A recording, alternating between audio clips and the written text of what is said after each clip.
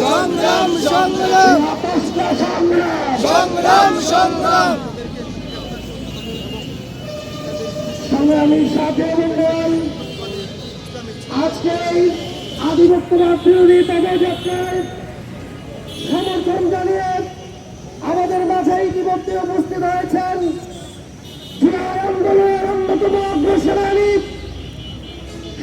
শহীদ ওসমান হাদির সুযোগ্য সহযোদ্ধা ইনকিলাব মঞ্চের সংগ্রামী সদস্য সচিব, তাকে আজকের এই আধিপত্যবাদ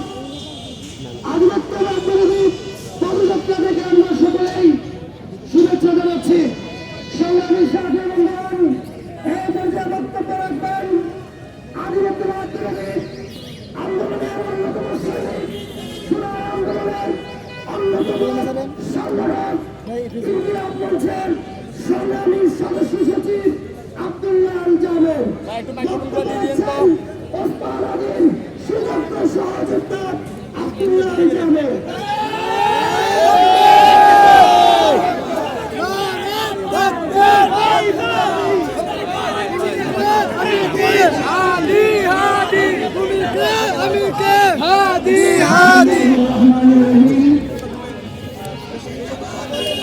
ইসলামী ছাত্র আন্দোলন বাংলাদেশ কর্তৃক আয়োজিত শহীদ ওসমান হাদিকে গুলিবিদ্ধ করার আজকে ৩০তম দিন উপলক্ষে আধিপত্যবাদ বিরোধী পদযাত্রায় যারা উপস্থিত হয়েছেন সবাইকে ইনকিলাব মঞ্চের পক্ষ থেকে শুভেচ্ছা এবং কৃতজ্ঞতা জ্ঞাপন করছি।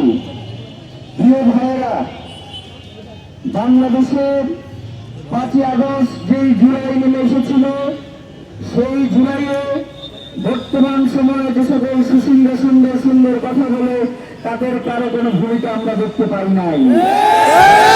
ভাইয়েরা, একটা কথা আমরা স্পষ্ট করে বলে দিতে চাই, শহীদ ওসমান হাদির গ্রাফিতির উপরে কালিমেরি যদি শহীদ ওসমান হাদিকে আড়াল করে যেত, তাহলে আজকে ৩০তম দিনে এসে ওই জনতাকে এখানে পাওয়া যেত না।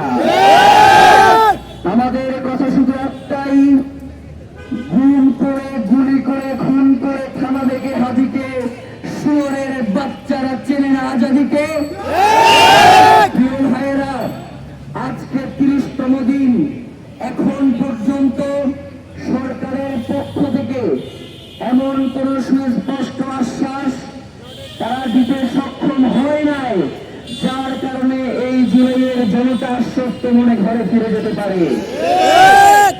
প্রিয় ভাইয়েরা, ইতিপূর্বেই আপনারা দেখেছেন যে বর্তমান যে ইলেকশন কমিশনার তিনি বলেছেন যে হাদি হত্যা একটা বিচ্ছিন্ন ঘটনা। আমরা রাজনৈতিক দলগুলোর কাছে জানতে চাই, হাদি ঢাকা ৮-এর গুরুত্বপূর্ণ একজন আসনের প্রার্থী ছিলেন। সেই সাথে জুলাই পরবর্তী আন্দোলনে জুলাইকে যারা ধারণ করেছেন তাদের মধ্যে হাদি ছিলেন অন্যতম। তাকে যদি আপনি বিচ্ছিন্ন ঘটনা বলেন, তাহলে এই জনগণ যদি আপনাকে ছিন্ন বিচ্ছিন্ন করে ফেলে, আমরাও সেটাকে বলবো বিচ্ছিন্ন ঘটনা। রাজনৈতিক দলগুলো এখন পর্যন্ত এই ইলেকশন কমিশনের অধীনে কিভাবে তারা নির্বাচন করতে এখন পর্যন্ত সচেষ্ট হয় আমার বুঝে আসে না। তারা কি এখন পর্যন্ত বলেছে এই অথর্ব ইলেকশন কমিশনার কি সুষ্ঠু নির্বাচন করবে, সেই নির্বাচন যে সুষ্ঠু হবে সেই ব্যাপারে কি তারা এখন পর্যন্ত কোন ধরনের পদক্ষেপ তাদের পক্ষ থেকে জানিয়েছে? তারা কি বলেছে যে এই ইলেকশন কমিশনারকে আমরা মানি না? তাহলে রাজনৈতিক দলগুলোর যে দলীয়তাপনা, এই দলীয়তাপনা থেকে বাংলাদেশের জনগণ আজাদী চায়, বাংলাদেশের জনগণ মুক্তি চায়। গতকালকে আপনারা দেখেছেন যে বাংলাদেশে একটি রাজনৈতিক ছাত্র সংগঠনের একজন নেতা তিনি কি বলেছেন? তিনি বলেছেন যে হাদির ৫ই আগস্টের পূর্বে তার অবদান কি? হাদিরা কোনোদিন ছুটিদের রাজনীতি করে নাই, হাদিরা কোনোদিন ছুটিদের রাজনীতি পছন্দ করেন না। এরপরেও অসংখ্য ভিডিও আপনারা দেখেছেন, গতকালকে সোশ্যাল মিডিয়াতে ছড়িয়েছে যে প্রত্যেকটা ভিডিও ৫ই আগস্টের।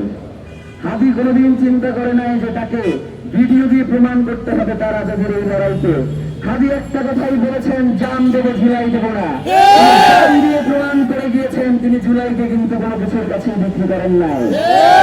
ভাইয়েরা, একটা কথা আমরা আপনাদেরকে বলে যাই, এই কথাটা শুধুমাত্র আমাদের একার কথা, ব্যাপারটা এমন নয়। ওসমান হাদি যেই লড়াই শুরু করেছিলেন সেটা কি শুধুমাত্র তার একার লড়াই?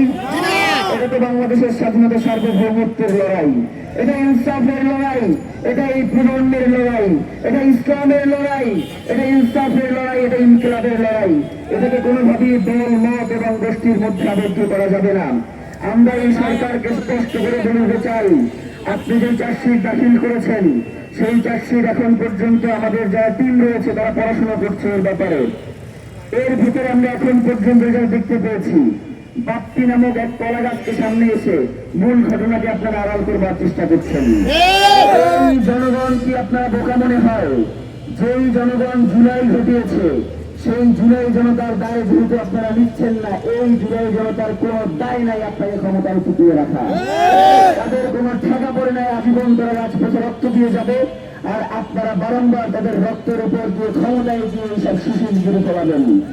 এই জনগণ, আজকে বাংলাদেশের জনগণ আপনাদেরকে একটা স্পষ্ট বার্তা দিতে চায়, সেটা হচ্ছে আগামী নির্বাচনে শহীদ ওসমান হাদি খুনিদের ব্যাপারে যারাই সচেষ্ট থাকবে, যারাই সোচ্চার হবে, ভোটের রাজনীতিতে জনগণ তাদের কি বেছে নিবে। এটাকে যদি আপনারা মনে করেন শুধু কথার কথা, তাহলে একটু অপেক্ষা করেন, একটু অপেক্ষা করেন এবং দেখেন যে এই ভারতীয় আধিপত্যবাদের বিরুদ্ধে ইনসাফের এই লড়াইয়ের যে জনতা আপনাদেরকে ভোটের ময়দানে কি জবাব দেয় সেটার জন্য অপেক্ষা করেন। আজকে মনে হয় সর্বপ্রথম আমি ইসলামী আন্দোলন বাংলা ছাত্র আন্দোলন বাংলাদেশের এই প্রোগ্রামে এসেছি। এর আগে আসলে আমার কোনো প্রোগ্রামে যাওয়ার সুযোগ হয় নাই। তো একটা কথাই বলি, ওসমান হাদির হত্যার বিচার শুধু ইনকিলাব মঞ্চের ব্যানারে হবে, এইটা আসলে খুবই একটা নিন্দনীয় ঘটনা। পুরো বাংলাদেশের জনতা যেভাবে ইসলামী আন্দোলন, জামাত ইসলামী, বিএনপি সহ বাংলাদেশের যত সংগঠন রয়েছে তারা সবাই যদি শরীফ ওসমান হাদির হত্যার বিচারের দাবিতে সোচ্চার না হয়, তাহলে বাংলাদেশে যে ভারতীয় আধিপত্যবাদ, বাংলাদেশে যে সার্বভৌমত্বের লড়াই, বাংলাদেশের পতাকার দিকে যে বিদেশি সুগন্ধের যে চোখ, সেই চোখকে আমরা উঠে ফেলতে পারবো না। যার কারণে এখনো সময় রয়েছে আমাদের প্রত্যেকের দল মত সবকিছুর ঊর্ধ্বে গিয়ে বাংলাদেশকে প্রাধান্য দিয়ে ইনসাফের এই লড়াইকে সামনে এগিয়ে নিয়ে যাওয়া। সবাইকে অসংখ্য ধন্যবাদ। বাংলাদেশ জিন্দাবাদ, ইনকিলাব জিন্দাবাদ। নারায়ে তাকবীর, আল্লাহু আকবার, আল্লাহু আকবার, নারায়ে তাকবীর, দিল্লি না ঢাকা, ঢাকা ঢাকা, গোলামি না আজাদি, আজাদি আজাদি, গোলামি না ইনকিলাব, ইনকিলাব ইনকিলাব, ক্ষমতা না জনতা, জনতা জনতা, ইন্টার না জনতা, জনতা জনতা, গোলামি না হাদি, হাদি হাদি, নারায়ে তাকবীর। আল্লাহু আকবার। অসংখ্য ধন্যবাদ।